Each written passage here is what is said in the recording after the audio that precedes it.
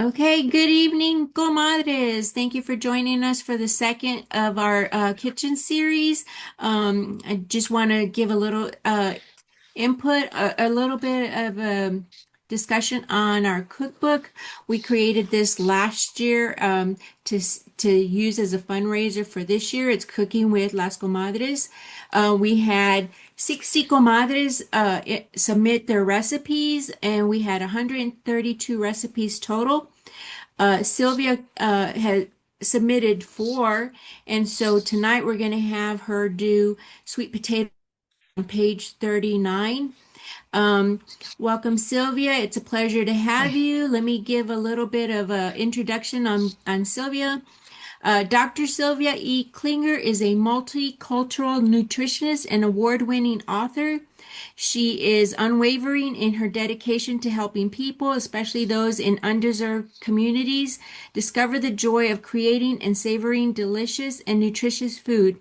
Her recent project in Africa aimed at developing a sustainable community nutrition program for malnutrition children.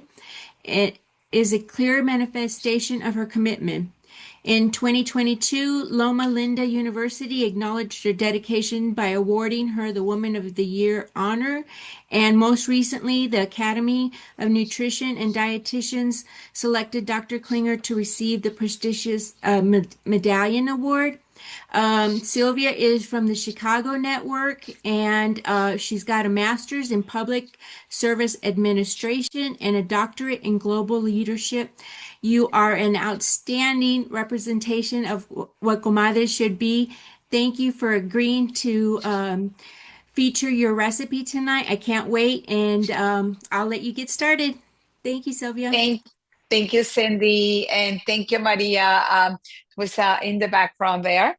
Um, it's such a pleasure to be here with all of you, and I'm just so excited that you took time out of your busy time to be here with us and to support Las Comadres, which is such an important, so vital group to our communities of Latinas. I am just so excited. I was so excited when I heard about the Comadres cookbook.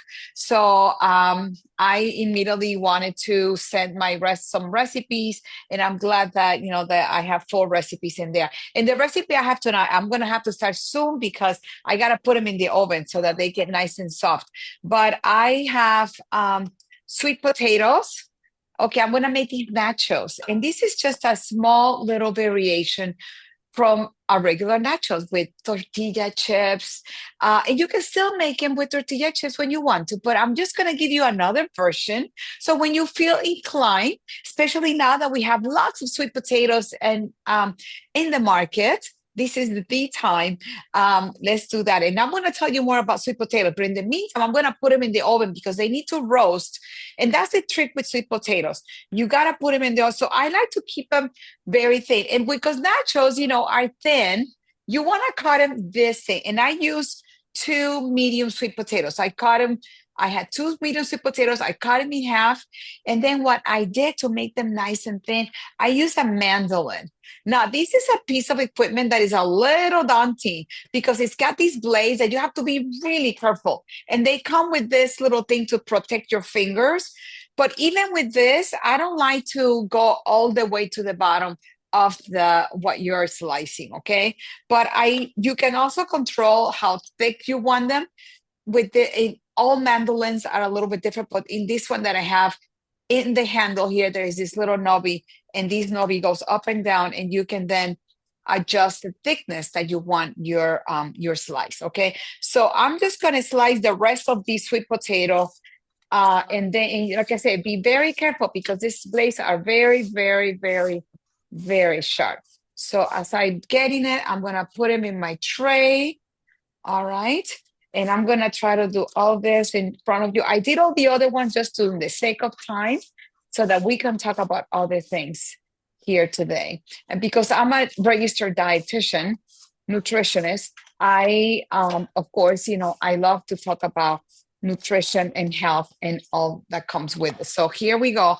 And like I said, there is always a little knobby on the bottom. And what I do then is, again, you have to be really careful when you are cleaning this as well, so that you don't get, so I'm going to put this next to my, because like I say, I'm always really scared of that piece of equipment. Many people have, you know, really have some accidents. So I'm just going to cut a little bit of this little knobby with a knife. And then, maybe what you could do is just make them a little bit, cut them in another little half here. And that way you can, yeah, maybe this one a little bit more. So they're nice and thin. Here, this one can go a little bit. Now I don't have a really good spot, but anyways, I might cut them just like this, because the thinner they are, then the better. And these ends, of course, I'm gonna throw them out. Or you can use them in soups. I don't like to throw away anything, okay? So sometimes what you can do is use whatever little ends you have, put them into a soup, or make broth, vegetable broth. So here we have a tray full with, this is 2 medium sweet potatoes, okay? I also peel them. You don't have to peel them. I usually use a little vegetable brush to clean them up. And because, they're dusty, they grow in the dirt. And I was at a sweet potato farm last week, so I'm going to tell you all about it. But in the meantime, I'm just going to put a little oil on these, and then I'm going to put them in the oven. It's, and I'm following the recipe. It's on page 39. If any of you have the books with you, if not, please, I encourage you to get them for the holidays, okay? And we're going to talk a little more about that. So this one says to have a tablespoon of, here says olive oil. But, one of the things, and this was probably like my mistake, because when you bake, especially this is a 400 degrees oven, when you're baking, cooking, olive oil is a really delicate oil. So we want to use vegetable oil, which is what I have here, vegetable oil, or avocado oil if you want a little flavor. It's another oil that you can use, here we go, for baking, cooking at higher temperatures. Olive oil is for marinades, it's for salad dressings, not for cooking, unless you buy an olive oil that says for cooking and baking. And there's some of them that are like that, okay? So I'm gonna I'm putting the oil in here, okay? 1 tablespoon. You could put a little more if you want. And then what I'm gonna do, I'm gonna put cumin, okay? So give it a little bit of, so what I'm gonna do then, I'm going to put a little cumin here. Smells, I love the smell of cumin. Any of you like cumin as much as I do? So I'm I just love gonna, it. I love it. So I'm just going to put them here, and I'm just going to toss them up a little bit more here.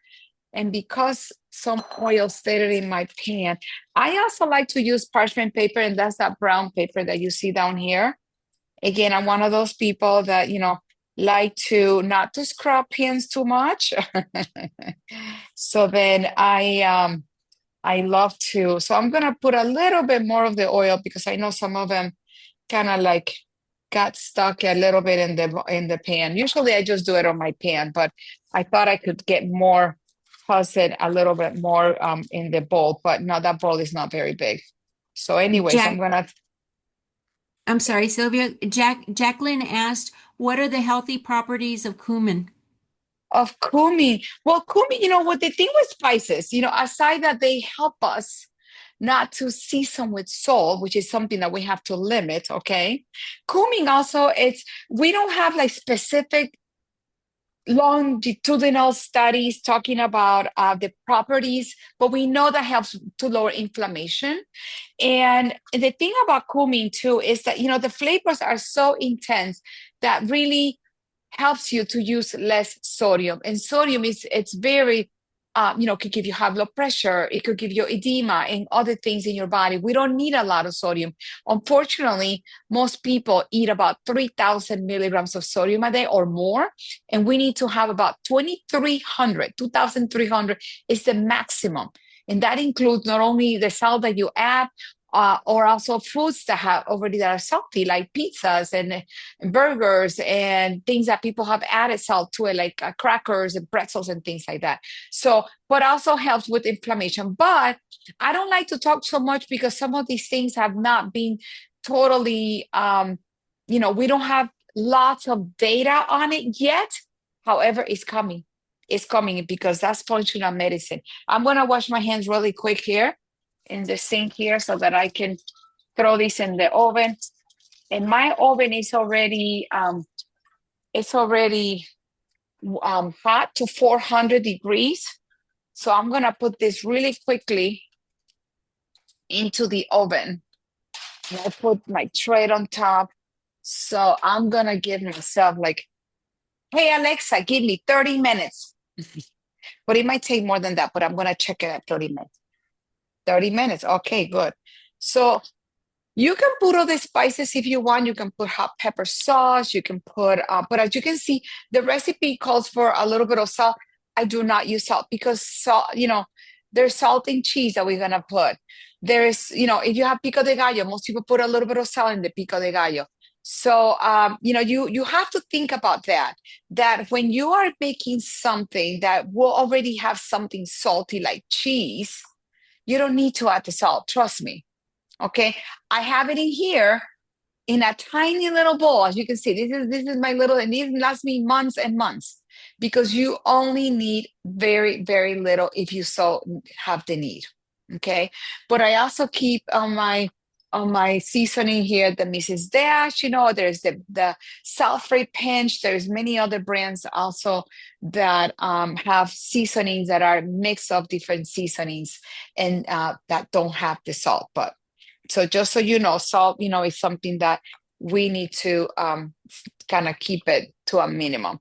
But I keep my oil even on this little thing too, because my mom lived with me for many, many years. She's in Puerto Rico now, but I mean, a bottle of oil will last her a week. And I was like, what happened? What happened? So I started to hide the oil and just give her this little tiny bit. I said, Mommy, poquito porque es bendito, okay?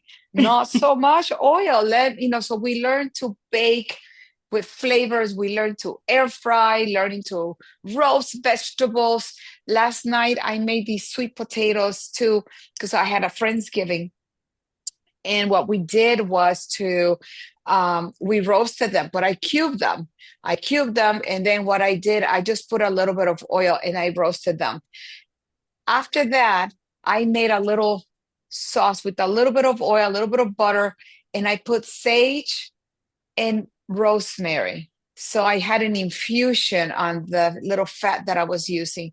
And then once I roasted the potatoes, I put them into the pan where I had that infusion. Beautiful. And then I put some goat cheese on top. It was divine. It was divine. Really, really delicious. Again, not a drop of salt. And just a little bit of oil goes a long way. And sometimes, even though butter is saturated fat, a little bit of that has a lot of flavor. So you might want to use, a little bit of that to flavor certain things, because you can do the same with just a tiny bit of oil.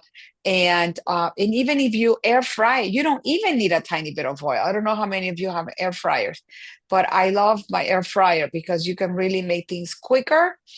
And like those sorullitos on page 38, I've had them in the air fry and they are better because oil sometimes gives it a little rancid flavor too, especially at the next day, not with the air fryer. So that's another gift you can give yourself for your birthday or the So, holidays. Sylvia, we have a question. Why are so many people eating Himalayan pink salt? That's a really, really good question. And let me tell you, everybody, give you the real deal on this salt. Himalayan salt, black salt, pink salt, whatever salt you have out there, it's salt. If it has the name of salt, it's salt. There's nothing different. Only the texture, the consistency, the texture. And depending on the area where they took it off, that's where it comes from. Like when you go to Romania, their salt, because they have a lot of salt mines in that region, it's black. but the Himalayan comes from the Himalayan, and it's a pink salt because that's what the cave where the salt is, but it's salt. So it still has the same effects. I have patients who say, I only eat Himalayan salt. Well, let me tell you, if it has salt as the ingredient, it's salt. No matter what what other names you want to give them, it's still, if you say salt, it's salt, because technically, legally, you have to put the name of salt when it's a salt. Okay, but there is no advantages to using this regular salt to the Himalayan salt or the pink salt or the black salt. It's just a texture. And sometimes, when you have a margarita, I guess you want to have the one that is more rocky, depending on what you're doing. But in the same with sugar, sugar is sugar, no matter Well, how you cut it. I tried using Himalayan pink salt in my Mexican rice and it didn't taste the same. Yeah, it's not the same. And because again, it comes from different regions and it has different salt flavor. Mhm. So I think that, but it's again, 1 teaspoon of salt is 1 teaspoon of salt. The ones that are more coarse are going to be more concentrated. So you might, with less, you might salt more, because it's concentrated and you have to kind of break it to make it a little bit more grainy. So it's hard to tell how much salt you have when you have the bigger granules, because you tend to get more when you're sprinkling on your food. Okay. But those are great questions. Really, really great questions. But salt is salt, sugar is sugar, oil is oil. Now, the same thing with oils, again, there is different kinds of oil: canola oil, vegetable oil, soy oil, which is vegetable oil, because it comes from a vegetable. Corn oil comes from another vegetable oil. There's this trend that the seed oils are bad for you. Absolutely, that is not true. That is a myth, because we have been using those oils for centuries. And those oils actually lower inflammation. And like something like vegetable oils, they help to actually for heart health. Tallow and lard are saturated fats that are very damaging for the heart and our body. So it's for me, it's very, very like hard to believe that people are like, okay, don't eat vegetable oils, but have saturated, have tallow and have lard. And it's like, wow, we have decades of research. So again, people on TikTok and the internet, just say, anything they want, and people are not really skilled or educated to really give you a good, that nutrition advice. So I say, you know what, stay in your lane, leave the lane of nutrition to the nutritionists who are prepared. We have another question. What Please. about ghee? Ghee, Ghee, okay. Ghee. Yes, yeah. Ghee is butter, basically. It's like a brownish butter. It's delicious. And sometimes, when like the sweet potatoes that I did last night, and they actually tell you to make like a ghee. So the ghee is when you brown the butter a little bit without burning it, because again, if you burn it, that's a whole nother problem. You just keep it until it's a little bubbly and a little golden brown, and that's like a ghee. So the flavor is more intense on that butter. And that's the recipe that I did last night with sweet potatoes. They wanted you to use, make a butter ghee by browning it a little bit and getting those bubbles, and then adding the chopped sage and rosemary to infuse some flavor to that butter. And then you fold that into the sweet potatoes. So I use half and half. I use half of the butter, a little half of the vegetable oil, and it was, still delicious. But ghee is saturated fat, so we have to still be mindful. Again, I don't want to scare you with these things, because we're humans. We have a pan dulce with manteca. You know what I mean? It's okay, and in our culture, it's okay to eat our white rice, because that's what we grew up with. And the corn tortillas, of course, have more fiber. But if you want a flour tortilla, like I had today for lunch, of quesadillas with flour tortilla and guacamole, that's okay, as long as we don't do these things every single day and we get our fiber from other things. So you make your rice your white rice, you put beans, you put tomatoes, you put vegetables, and then you are adding fiber back into that rice. Same thing with the ghee. A little bit that you use is gonna probably give you a lot of flavor. And then if that helps you to eat more vegetables, bring it on. Because Mhm. this is the stuff that we need more. We need to worry about eating more fruits, more vegetables in our diet, more beans, legumes, more nuts, more seeds, and more whole grains. Okay. Those are the things that we need because 90%, okay, hear me, 90% of our population are 90%, which is almost everyone, are not meeting the recommendations, daily recommendations for fruits, vegetables, grains, or dairy. And that's very sad. And that's what we attribute the chronic disease we have today in this country. Because if we were to eat more fruits and vegetables that lower the inflammation of our body, like this, with those antioxidants, then we don't have to worry about having that little bit of butter because those antioxidants keep your immune system strong. So when something, the free radicals that we call it, come into, those bad cells come into your body, your immune system is so strong that you have so many good cells that they fight the bad cells and let them out. And the good cells continue to live in your body and keep you vital and healthy for a long time and away from diabetes, obesity, heart disease, cancer, and I can go on and on. So this is why, fruits, remember that. More fruits, more vegetables, more whole grains, more beans, more, things that have a lot of fiber like beans, seeds, and nuts. Those are the things that we need. That the only thing we're having enough in our diet is protein right now. And that's because, we know why. Everybody's on a protein craze right now because, a lot of people are into the GLP medications, the Ozempic and Wegovy and all of those. So you need a lot of protein for that, and you need to do a lot of strengthening exercises. But when it comes to a balanced meal, protein is super important, but we also need to have the other players in that plate as well. And I think I see another question. I cannot read them from here. How do you make your pico de gallo and your Ah, guacamole? yes, yes, yes, yes. So here, I did not make them here with you, but because it's so much choppy and we could be here all day.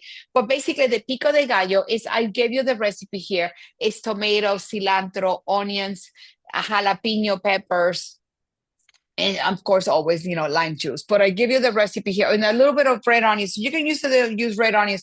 For this one I use white onions because that's what I had, but you can use whatever, white onions or red onions. But here it's just that simple. Tomatoes. It smells so good. I could smell this all day. Cilantro, onions, tomatoes, and jalapeno peppers. And I think, let me see if I miss anything. No, that's it. Okay. And the And that's what it guacamole? is. Now, the Okay. And then, guacamole is also very simple too. I mean, guacamole, if you just do avocados with cilantro and lime juice, those three ingredients, that's your basic guacamole. Okay. Just start mashing and basically, and the best thing for these things is like, it's so individual, like abuelita made it with more tomatoes. Some people make it with more jalapenos. Some people want it with more cilantro. It's okay, because it all comes the same. Bien rico, sabe bien rico. So mhm. this one, that I make has a little bit more tomato. So I put here a whole cup of diced tomatoes, but you can do a little bit less, more onions, however you want. But the guacamole, your three ingredients is avocados, cilantro, and I just get a bunch of cilantro and I start chopping and I just start mixing it up. You know how you can have that molcajete? So in the Yes. molcajete, that's how, I lived in Mexico for 10 years, even though I'm from Puerto Rico. And the ladies just put the stuff in the mold. They just keep scooping avocados, putting, more cilantro, lime juice, and then they test it. Okay, perfect. That's kind of how it is. But start with three ingredients. This one, I put a little bit of tomato. I had a little tomato left over and onions. So I threw a little bit of tomatoes and onions in it, just a tiny little bit that I had left over. But basically, my guacamole is just three ingredients. Okay. And I see you're going to include on the nachos the cheese, the guacamole, and the pico. Can you do beans and proteins? Yes, yes, yes, yes. In fact, this recipe, I add beans to it. So I have black beans. So the thing is, you want to have them warm if you want, because I mean, I think I like nachos warm. So after I put the cheese and I melt the cheese, once the potatoes are ready, I put the cheese and I melt the cheese and I put it back in it. Okay.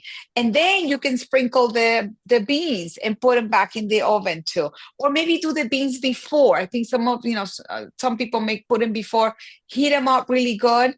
And then put the cheese, but the cheese only takes seconds to get melted, minutes to get melted. And then I take it out, then I put on a plate, and then I put the pico de gallo, the guacamole, and the sour cream on top. Okay. But you That's it. So can it's you super. can modify it with adding different proteins and stuff. Yeah, I mean, you can put, like, if you have any leftover chicken too, I mean, the more the better, I think. It's like loaded nachos. So you can actually, the beans are delicious with the nachos. I always love having beans with the nachos. I didn't put them in this one, but they're great. But you can also do shredded pork, shredded beef, shredded chicken, whatever you have in house, and it's just Okay. delicious. And I would recommend also doing it after you roast the potatoes. So put the chicken or the protein on top, and then put the cheese on top and melt it on top of it once that meat is nice and hot, because this will only take a few minutes. And then you bring it out, put it into your platter, and then you put the pretties, with the pico de gallo, your guacamole, sour cream. I mean, anything else you want, like rábanos, like radishes. Um, Sometimes I put a little chopped lettuce too, to kind of, make it a little more crispy if it's summer. But these nachos, I make them all the time, especially when people are watching like a soccer game or football game. It's great, like during coming up with the football season now. They're great for Sundays, and people love it with sweet potatoes. You can also do a combination of sweet potatoes and white potatoes as well. So, that's another alternative to make half and half. But if you want to crisp them up, I say, put roast them in the oven till they're very, very crispy. And sometimes that takes a little bit of time, because one sweet potato, as I learned when I was at my sweet potato tour last week, it's an hour and 40 minutes to bake. To really make a sweet potato that is nice and soft, it's an hour and 40 minutes. So these sweet potatoes, they're root vegetables, they're hard. So they cook much longer than a regular potato. But you can, th- if you want them crispy, crispy, you leave them in the oven for a while. And of course, the oil helps to crispen it up too. I see another question here. Yeah, Jacqueline said we could use shrimp also. Great idea. Great idea to Mm-hmm. do seafood as well. I haven't tried that, but I think it'll be delicious. Delicious with shrimp. I mean, right. Or if you want to put a little bit of, anything, like, I mean, I'm thinking like tuna. I mean, we have so many cans of tuna fish, we love Yeah. tuna fish. Why not try with tuna one day? But I think shrimp will be probably my best choice for seafood And with these another nachos. another question is, how long would you cook the sweet potatoes in the in the air fryer for the nachos? Yeah, that's only gonna be, I'd say, like, um, I mean, when I'm cooking something that is like fry, I say 8 to 10 minutes.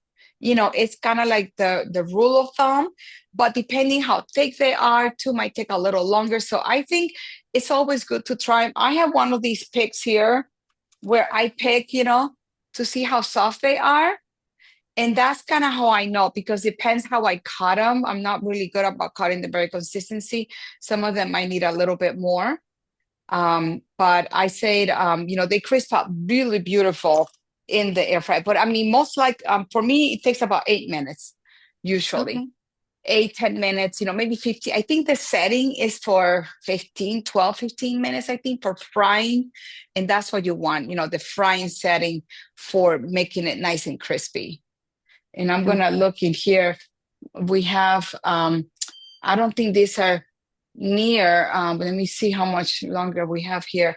11 more minutes, and that was only 30 minutes. So we might have to put him a little bit longer. But one of the things about sweet potatoes that I was really surprised that I learned is that a couple of things. One of them is that the farmers were telling me, like, we sweet potato farmers, we've had been growing potatoes for decades, and people, the people, um, the dictionary has it with two words, and they say, and it's one word. Sweet potato should be one word. So they're in a campaign right now to switch it back to one word. So if you start seeing sweet potato spelled one word, and I didn't put it in one word here because I just came back, and they're like, you gotta tell everybody that is one word, because they say a sweet potato with two words is like you're putting sugar into the potato. But if you put it together, sweet potato, it means that that potato is a sweet potato naturally. But if you separate the words, that means that you're added the sugar. And there is, of course, no sugar added to a sweet potato. So they're in a campaign right now to make sure that the sweet potato goes to one word, because that's what it used to be before. And somewhere along the lines, it got changed to two words. Now, the other thing was that one medium sweet potato has all the vitamin A for your eye health that you need for the entire day. So one sweet potato has 100% of the vitamin A recommendations, daily vitamin A recommendations for an adult. So I think it's a beautiful thing. And, one sweet potato, you can easily eat one for lunch. And they're easy to, usually they say to wrap them in a paper towel that is a little bit wet, put them in your microwave in 6 minutes. And that's pretty much for a medium soup, depending on the size as well. But 6 minutes should be enough to make it nice and soft in the microwave. And there's nothing, it's not going to do anything wrong to your sweet potato. But I like it, do them in the oven, but that's an hour and 40 minutes. Maybe you can start in the micro and then finish them up in the oven, or better off in the air fryer. Okay, so two questions. First one is, you said you went on a tour. Is that in the Chicago area, a farm close by? I actually went in North Carolina. They are Okay. one of the biggest growers of sweet potatoes in the United States. So I went with the growers of sweet potatoes and went into North Carolina, and they are Durham. Durham. We flew into Raleigh, and then from there we went like an hour and a half away to the farm. There's lots of farms of sweet potatoes, and they have a lot of cotton fields. I've never seen a cotton field before. So there was cotton fields in there, and sweet potatoes everywhere. And they're so beautiful. We got into the tractors and learned how to plant them too. You plant them. You take they already you have the seeds, but the seeds are actually grown in a greenhouse, and then you cut them and then you plant them like about that much into the ground, the stem, and they have a machine. You put them into these sideways into the machine, and the machine push it down into the ground about that much. And then when they're ready to pick, they just pull them. A machine pulls them up, and there's usually what you want is about 3 sweet potatoes per stem. That's kind of what they have. They have too many, then the sizes vary, but you want about 3 per one stem. But it was just so beautiful to see all the growth. And then we tasted 14 different varieties of sweet potatoes. Wow. And I learned there are 2 varieties that are actually called Puerto Rico potato one, sweet potato one, and Puerto Rico sweet potato two. And those sweet potatoes are specifically grown for Puerto Rico because they are big consumers of sweet potato in Puerto Rico, and they use them for candy making, like this little pasty candy that they eat a lot during the holidays, and they're using many. There's also a white sweet potato that we use a lot in Puerto Rico. We tasted that one too. I was surprised that that one is not one of the ones that is called sweet potato, Puerto Rico sweet potato, because we use a lot of that white sweet potato. But there is white, there is purple, and orange, different variations of orange. But we tasted 14, and they were really interesting. The more, what is it called? The more starchy the sweet potato, the higher the amount of natural sugars in the sweet, so more sweet to the taste. Yeah. Okay. So another question, and I think this is an interesting one, especially getting close to Thanksgiving. Are sweet potato and yam the same thing? That's a great question that we ask the farmers. Exactly the same. Now, let me clarify something. When you see the cans in the supermarket, that say yams, those cans that you buy, and the sweet Mm-hmm. potato, exactly the same. But if you search yams, yams is actually looks more like a yuca. If you're familiar with yuca or cassava, the original yams, the yams are more like a yuca. They're white and they're very brown and more elongated. Okay, not like the sweet potato that are like a little like this, short and stubby. But the yams are more longer and white and more browner, kind of like a yuca root vegetable outside. So, but the ones that we sell here in the United States, people think, when I'm ordering yam pie or something, they're using sweet potato. And Okay. those those cans are sweet potatoes. And that's what they say. There's usually in the United States, there's really not that much difference. But when they showed me the picture and we saw a yam, an original yam, it looks more like a yuca, very white inside. And we did not get to taste it, but next time we're gonna taste it because we don't grow a lot of yams here. But so people get them confused and they call them yams, but they're also potatoes. So besides the meal you made last night and this one tonight, what else do you use for your sweet potatoes? What else? Like the one that I made with the infusion of the rosemary Mm-hmm. and the sage. Okay, sweet potatoes. I actually have it on my phone. Let me look here really quick because I'm doing a list. I was so mesmerized because one of the things that people, sweet potatoes are so nutritional. Lots of fiber. They have the vitamin A, 100%. But people only eat them during the holidays. That's it, unfortunately. Now, unless you go to Puerto Rico and then we eat it more, but hello here. So I made a list, okay? I'm making a list. So sweet potato pie, sweet potato bread, roasted green salad with sweet potatoes. I make croquettes, with sweet potato, like una croquetita. Um, puff mini cake, sweet potato chipotle soup. Oh, wow. That sounds good, okay? Sweet potato casseroles, sweet potato oatmeal, sweet potato pancakes, sweet potato rice pilaf, sushi. I've had sushi with sweet potatoes. All right. Hash browns made with sweet potatoes instead of the granola also with also with some sweet potato. Because actually my dad had made a granola the other day with pumpkin too. And I was like, huh. So just kind of like mix it up and it, once you bake it, it kind of dries up and it gives it that nice flavor. A creme brulee with sweet potato smoothie, because once you cook it, you can use it for pies, you can use it for puddings, you can use it for smoothies and many other things. Vegetable lasagna, people cut them also very thin and made them into lasagna.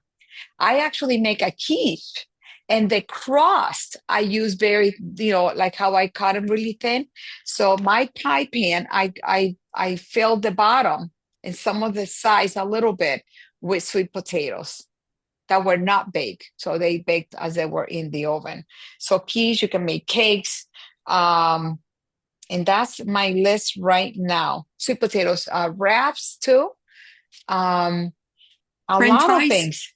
French fries. There Thank you you. go. I gotta add that one. Wait a minute, French fries. So if you have any more, I wanted to have 100 ways to eat sweet potatoes, to encourage people to eat sweet potatoes aside from the holidays.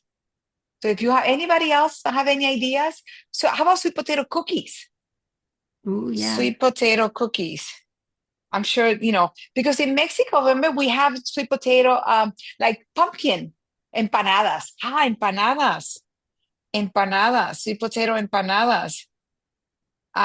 Because in Mexico, we make them with pumpkin and pineapple, and they're delicious with those root vegetables, really, really pretty. When I was at this, we had a little competition among the people who were there, and I made a flan. So Oh, nice. in the flan, I put a little vanilla, just made the flan as it is, but I added another like a half a cup to a 2/3 of a cup of sweet potato cooked, in puree, and put it in the blender like I put all my ingredients for the flan. I added the sweet potatoes in there, and it was delicious. It was delicious. Really, Okay, really so good flan. I got three. Let's see, Jacqueline says you are so knowledgeable. Thank you for sharing. I love it. And then Maria raised her hand and she said she had shredded sweet potato with maple syrup and a dash of jalapeno as an appetizer. All right, appetizer. So shredded Sweet sweet pot potatoes. with All maple right, syrup and with dash of maple. jalapenos. Wow, and jalapeno. Wow. Okay, we're on to something, ladies. You're gonna have to make a sweet potato cookbook. Cookbook. We're gonna have to volume two. Yes. Oh, this is great with root vegetables. So, oh, I hear the Alexa saying that is. So let's see if our sweet potatoes are oh, so Alexa is talking back to me. All right, ladies. Let's see how this. Oh, oh, nice. very nice, isn't it? So So what up? Jacqueline asked if you do private nutritional consultations. Of course I do. Of course I do. And mis colegas, anytime to to my friends that are Latinas. So they're soft, but they're not crispy yet. Mm.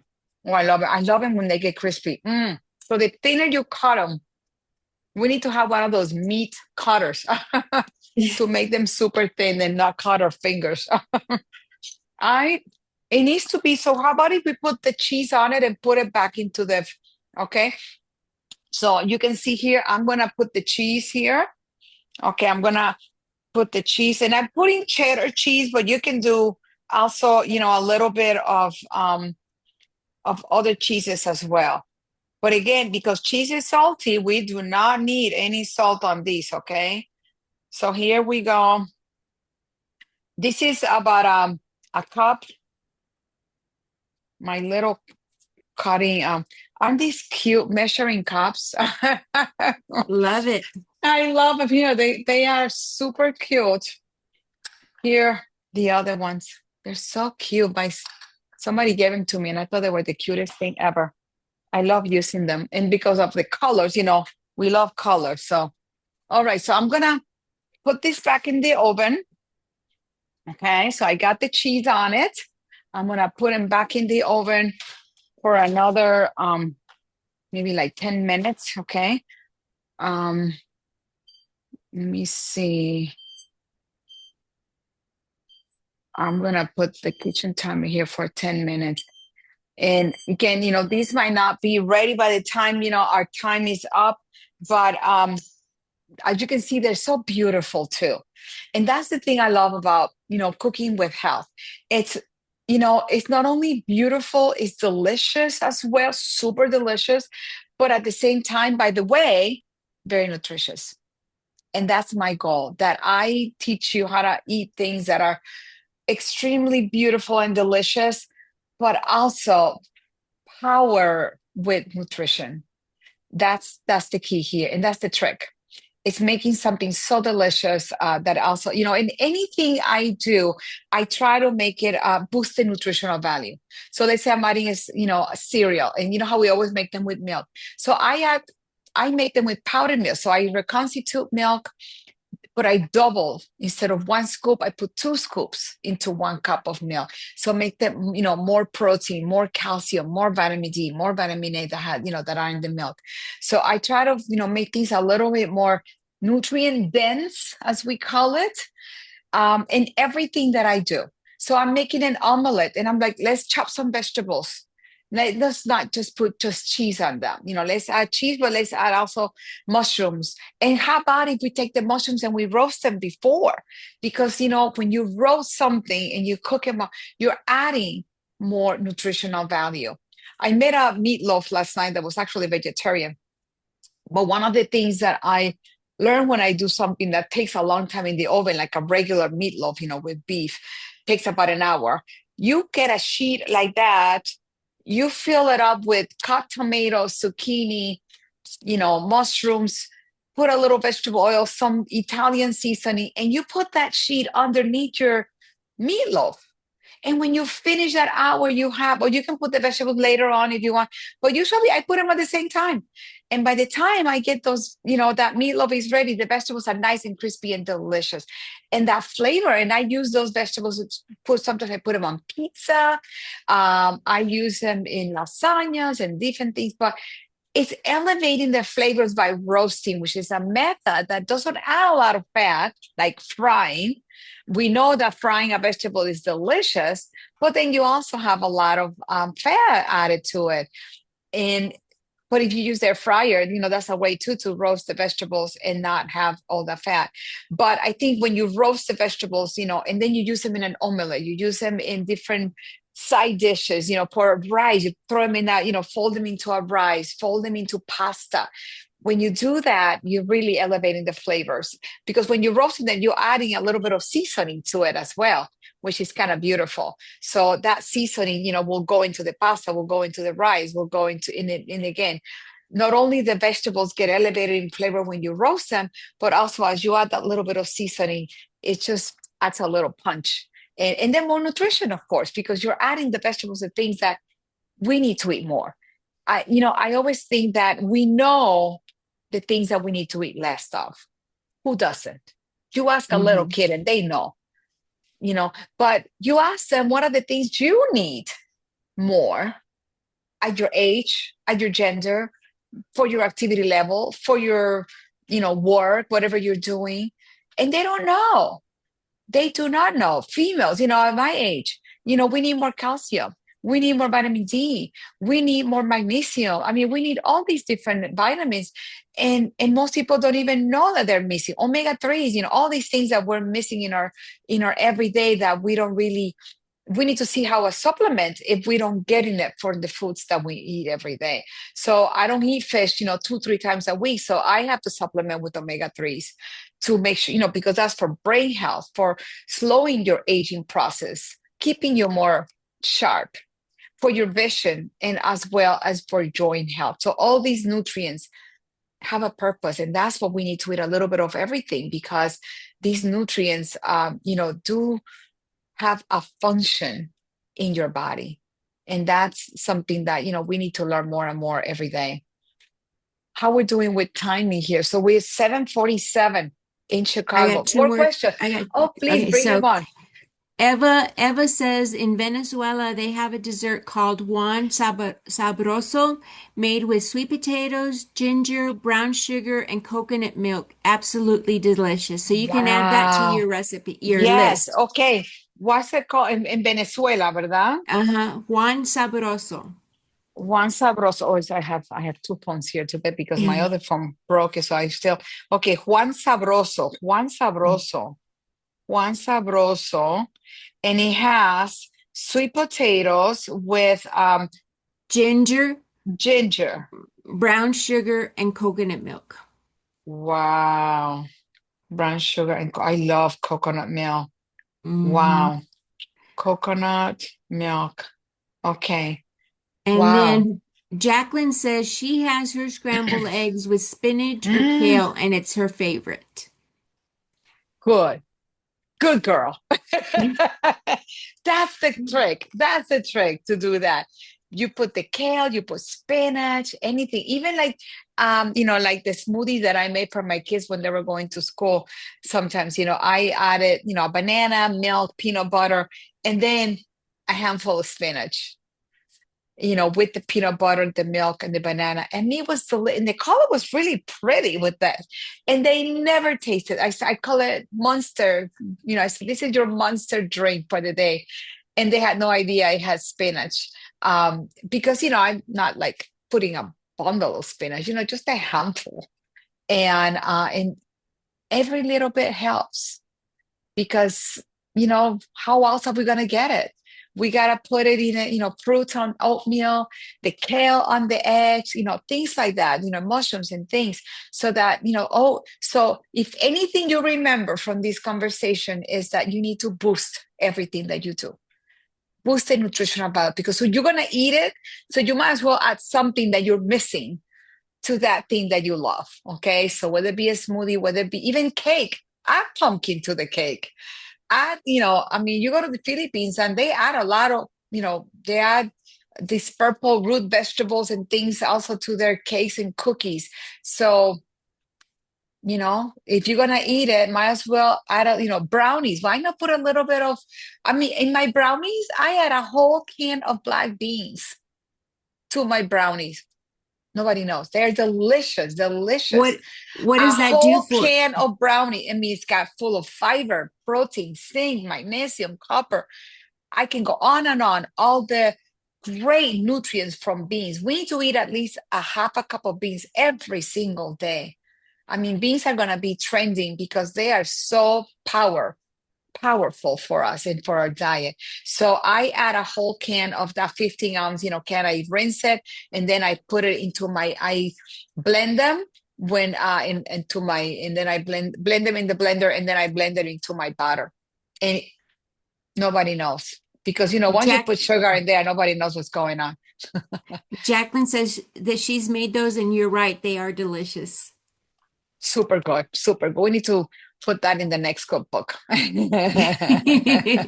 Jackie, remind us. Are y'all putting me to work again? You know how long it took me to do the I first know, cookbook? I know. Okay, we won't talk about that. We'll accumulate recipes, and then when the time comes, if the time comes. Yes. So let me see. So we have just a couple minutes here to see how that cheese, and then we can put and my husband is waiting very faithfully here for the nachos. He just came back and he's like, are the nachos ready? They're like little birdies waiting for them. Okay, so we have 2 more minutes. Any other questions, my beautiful ladies? Let's see. I don't have any other ones. If you can maybe, somebody asked earlier if you do private consultations, maybe you can Oh, add yes. your website or your link on the chat. Absolutely, absolutely. It's HispanicNutrition.com, but you can always call Cynthia or Nora or anybody. I've been a comadre since the very beginning of the comadres, but I have to go around and type it. So I'm too far from the computer. Oh, But it's they already added it. It's been HispanicNutrition.com. added. Okay. Thank you. Thank you, ladies. Thank you so much. I became, I remember, I can't remember how I met Nora, but Nora is so, social. So we must have met many years ago. And then she invited me to the very first comadrazo in Austin back 25 years ago. And I was smitten. It was so wonderful to be in around all these wonderful ladies. They were so kind and beautiful and kind-hearted.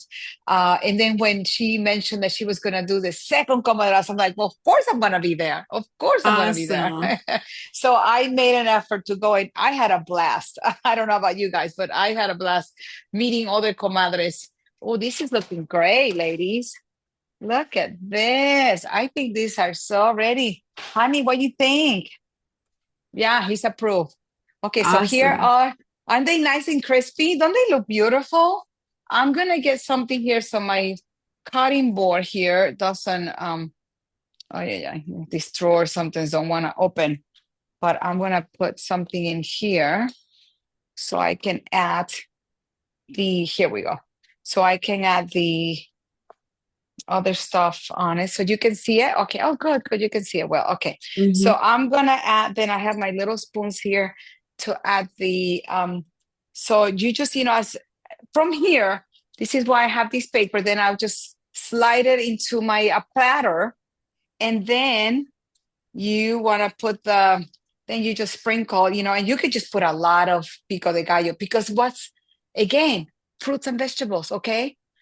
So you're adding, jalapenos have a lot of vitamin C, tomatoes have vitamin C, tomatoes actually are fruits, onions are a nice little, also vegetable. So you're adding vegetables here. So the more you add, the better, okay? I just didn't make enough because I'm going out of town tomorrow. So hopefully I'm going to have to call my dad and say, you got to go get the nachos. But this is the stuff that you got to eat them immediately, isn't it? So you have this, and then you have the guacamole. And you can actually just cut avocado pieces, okay? So here you just put the guacamole, in different pieces. And I'm telling you, the people will come running when they see these beauties. And these ones, you can put in the shrimp, the chicken. You can put as much as you want. And then if you want to put a little bit of sour cream, I have sour cream in the refrigerator. I didn't put it out here, but you can put a little sour cream as well. But with the beans, I think we'll add a nice little touch of color as well. Okay. So I think that's going to be really, really yummy. But I have my fork here. And let me tell you, ladies, I wish you were here with me because, I'm very social. I like to have people over. Maria, ¿cuándo vuelves? When are you coming back to Chicago? Mm. Mm. Oh my goodness. Be there in April. I want some sweet potatoes. Come over. I will make you these nachos again. Sylvia, Margarita says, I love that you were recognized at Loma Linda, the only blue zone in the U.S. Do you know Dr. Dean and Ayesha Shirazi, Alzheimer's neurologist there? I sure do. They're not like my personal friends, but I sure do know about them. I went to school at Loma Linda University. That's what I got my degree in nutrition. I spent 11 years down there. And I live and breathe that blue zone life. It's beautiful. If you're not familiar with it, this is the people that lived a long, 100 years. They're looking at the longevity of people, and they look at, it's called the blue zones because that's how they were categorizing them. When they found a lot of clusters of people that lived to be 100 years, between 90 and 100 or more. And that's what they call the blue zones. And what they review, then they look at the lifestyle, how they became, what habits did they have? A lot of beans, lots of seeds, they exercise, they have a social life, even though they were widows or single people or with families. They found a group, a network like our network, ladies. That all those things together brought them not only more happiness, but a purpose of life and a long living and healthy life. Not only they lived to be 100, these people were doing, in Loma Linda, the doctor they interview, a surgeon, he was still doing surgery at 95 years old. Wow. Okay. Cardiac surgery, so heart surgery. So these people were not just, living up to the 100 years old, but they were also healthy living people that were walking, exercising, and being very active in their 90s and 100s as well. So they have people clustering in Japan and Okinawa, Italy, Loma Linda, and there were a few others, but those are just some of the main ones that they have. And there is lots of, if you Google blue zones, Dan Butner, I've heard him speak many times. He did the research with his brother. And they have a cookbook. I have the cookbook of the blue zones. They have many things. There is a National Geography magazine that did a whole, put a whole documentary on it too. So there's a lot of information on it, and it's fascinating. It's fascinating. But again, they ate a lot of fruits and vegetables. They walked, they socialized, and it's beautiful to have that. And that's what I hope. I see my mom that is 92 and how vital she feels, her brain still functions. And it inspires me to help other people have that longevity and vitality, not just longevity. I don't want to be sitting in a wheelchair. I don't want to be sitting in bed for years. I want to be able to walk and use my legs and be able to read a paper and use my eyes and all that. So, again, also, it's having a spiritual life as well was part of that. We notice as well that they all have some kind of belief in divine power, and that's important too, because sometimes we have things that we have no control over, and we have to give them to the higher divine intervention. Two more comments. Rosa says that the nachos look amazing. And then Margarita added that Netflix has a series on blue zones. It's a wonderful, I think it's 5 series. I watched them all. They're from different zones. Yeah, it's a beautiful, really, really, really inspirational way to, and again, and I like it because it's not going in the deep ends, like, oh, I want to do clean eating. I want to only do, no, it's people being humans, but eating more of the things that we need to eat more. But they all, they eat meat once, 5 times a month. They were not vegetarians. They were not vegans. These people ate a little bit of everything every day, exercise, walking, do the gardening or whatever outside. And it's beautiful to see that it doesn't require a lot to have that vitality and longevity. Well, Sylvia, I'd like to thank you for not only teaching us how to make your nachos, but educating us in so many different topics. It was great. I can't wait to see if you can come back and do another one another day. I've got a whole schedule and I've got somebody situated for every one of them, but we may have to do it again. So, I would love to. and I would love to. before we let release everybody, I just wanted to let you know that the cookbook Las Comadres is going to be having a sale December 1st through the 7th. The soft cover, I have the hardcover, but the soft cover is going to be on sale for $15 December 1st through the 7th. So if you want to buy some of these for your Christmas gifts, please reach out and order them. It's through Amazon, and we can always post a link later on so that you can go find it. December 1st through the 7th. And I really appreciate everybody showing up. The next scheduled kitchen series is February 4th of 2026. And I look forward to seeing you all again. Thank you and have a great night. Love you guys. I love Bye. you. I love you so much. Bye bye. Good night. Bye. Happy holidays. Happy holidays.